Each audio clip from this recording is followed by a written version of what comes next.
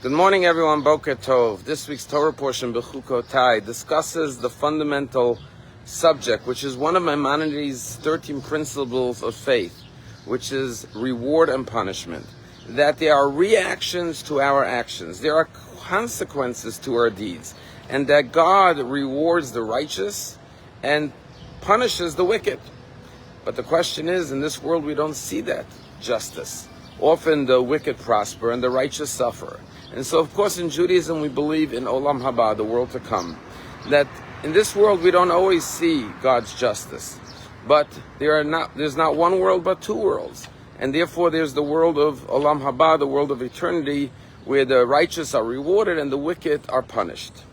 So what does it mean in this week's Torah portion when it says there will be reward and punishment? And it discusses material reward, like rain in its season and produce and crop and peace in the land.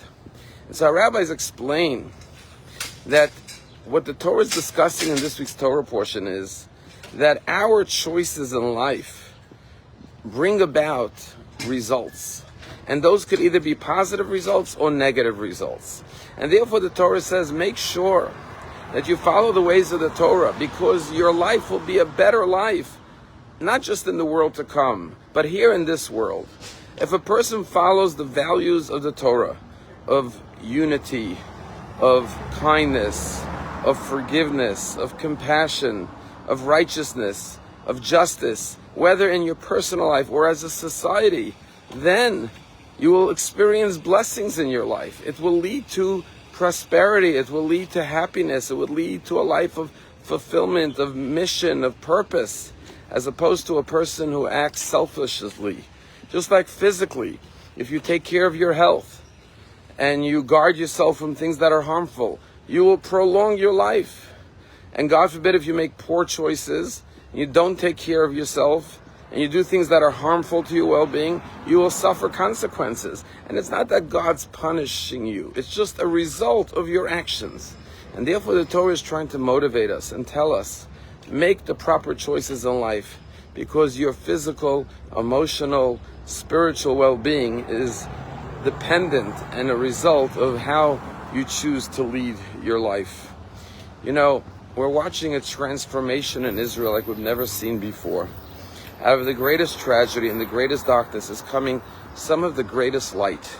And this light is coming from Nova survivors, like Yuval Raphael, who showed the world how she overcame the horrors of October 7th to rise to the greatest stage with a song about hope and love, showing the world that we have the power to choose our destiny. We don't have to be victims of our circumstances. And once again, another hostage who related an incredible story. I saw a video of Omer Shem Tov, who came out of captivity just a few months ago. And he said that every single day he would pray in the tunnels, in Gaza, in captivity. But his prayer was more like a conversation with God. And he would sit there and he would start by saying, Abba, Father, Ma shlomech, how are you doing? Ich ata margish, how are you feeling? And you say, what? He's asking God how he's feeling? And the answer is yes, because Judaism teaches that the divine presence is the Scheiner is in exile with the Jewish people. And when we're suffering, God suffers with us, just like every parent suffers with their child. So before talking about himself, he asks God, how are you doing? How are you feeling? You must be suffering right alongside us. I'm concerned about your pain, God. And then he said the second thing he would do every day after he spoke to God and asked him how he's doing is he would say thank you, gratitude. Thank you for my food. Thank you for my life. Thank you for every little thing you've given me. And then only in the third segment of his prayer, he would say to God, God, please help me get out of here alive. I want to go back to my family. I want to be reunited with my loved ones.